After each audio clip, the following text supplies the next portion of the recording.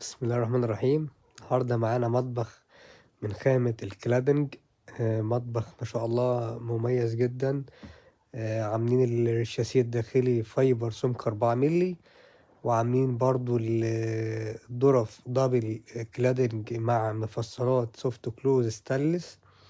كمان عندنا المطبخ من فوق لاغين المقابض خالص، وعاملين مقابض الظرف اللي فوق العلوية كلها بدون مقابض. المقابض مركبينها تحت في القطعة السفلية بس. عاملين مكان الميكرويف ومكان الفرن، مكان البوتاجاز والتلاجة. عاملين كمان وحدة أدراج كبيرة، درجين كبار مع درج متقسم للصواني والمعالق والسكاكين. المطبخ ما شاء الله مساحته ضيقة، لكن بفضل الله سبحانه وتعالى قدرنا نستخدمه استخدام صح، وكمان نوزعه توزيعة مميزة. عملنا برضه ضلفتين هنا ضلفتين درسنج ازاز اسود فاميه.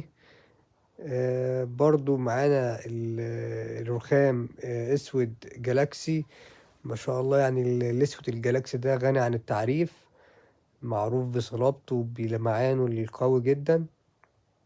هنا في الاتجاه اللي فوق الحوض عملنا الظرف بتوع المطبقية او بتوع الصفاية، برضو ازاز فاميه بني في ازاز فاميه اسود، وعملناهم على شكل المطبقية طبعا غير المعتاد. بدل ما نعمل المطبقية رفين فوق بعض، لكن عملنا المطبقية الرفين جنب بعض، بيكون شكلها شيك وجميل.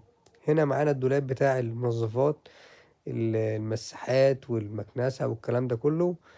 عملنا لها برضو ميكانيزم يطلعها لبره ويدخلها، حاجة ما شاء الله يعني شكلها جميل جدا ولما كل حاجات المنظفات.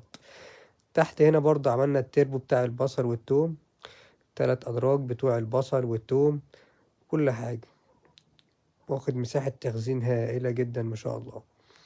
طبعا منتظرين آرائكم وتعليقاتكم الجميلة.